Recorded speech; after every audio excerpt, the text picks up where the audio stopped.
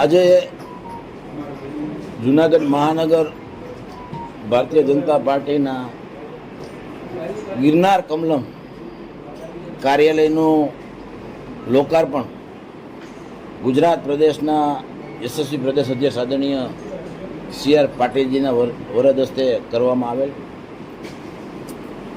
કાર્યાલય એટલે કાર્યકર્તાઓનું મંદિર, જ્યાંથી કાર્યકર્તાઓને પ્રેરણા મળતી હોય, લોકોના કામ કરવા માટે સરળતાથી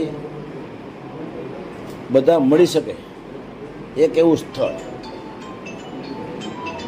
આ જૂનાગઢ મહાનગરના કાર્યાલયનું ભૂમિપૂજન પણ પ્રદેશ અધ્યક્ષ આદરણીય સી.આર. પાટીલજી દ્વારા કરવામાં આવ્યું હતું. પરંતુ તે જગ્યા નાની પડતી હતી અને જે એમનો આકાર હતો એ આદરણીય પાટીલ સાહેબને ત્યારે એવું લાગતું હતું કે ભાઈ, જો આપણે કંઈ વિશાળ જગ્યા બારોબાર મળી જતી હોય તો આપણે કરવું જોઈએ. એમનું જે સૂચન હતું એને સ્વીકારીને ભારતીય જનતા પાર્ટી જૂનાગઢ મહાનગર દ્વારા બીજી જગ્યા ગોતી અને ખૂબ ટૂંકા સમયમાં આ કાર્યાલયનું નિર્માણ કરેલ છે. હું ભારતીય જનતા પાર્ટી મહાનગરના પ્રમુખ તરીકે સર્વે કાર્યકર્તાઓ અને શુભચિંતકો, શુભેચ્છકોનો ખૂબ ખૂબ હૃદયપૂર્વક આભાર માનું છું કે જેમની પ્રેરણાથી આ કાર્યાલય અમે નિર્માણ કરી શક્યા છીએ. વિશેષ પ્રદેશ અધ્યક્ષ પાટીલ સાહેબનો આભાર માનીએ છીએ કે એમને કાયમ માટે એમને મોટિવેશન કરી અને કાર્યાલય ક્યાં પહોંચ્યું એમ કરી અને ખૂબ ઝડપથી કાર્યાલય બનાવવા માટે એમનો ખૂબ શીફાળો. કાર્યાલયનું નિર્માણ એ ભારતીય જનતા પાર્ટીનો મંત્ર છે.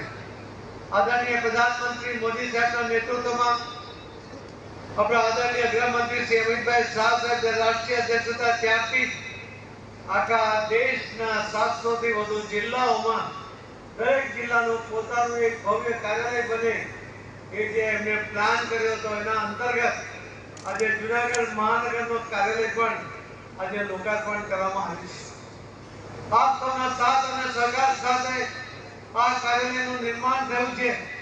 પરંતુ ભારતીય જનતા પાર્ટીને અહીં સુધી લાવવામાં જેમણે ખૂબ પોતાની આહુતિ આપી છે જીવનની, તો સ્વર્ગસ્થ સદગતભાઈ આચાર્ય, સ્વર્ગસ્થ નરસિંહભાઈ પડિયાર, સ્વર્ગસ્થ શ્રી રતિભાઈ મસાલાવાળા, સ્વર્ગસ્થ શ્રી પ્રભુદાસભાઈ રાણીંગા, સ્વર્ગસ્થ શ્રી મુનિકુમાર નિર્મળ, સ્વર્ગસ્થ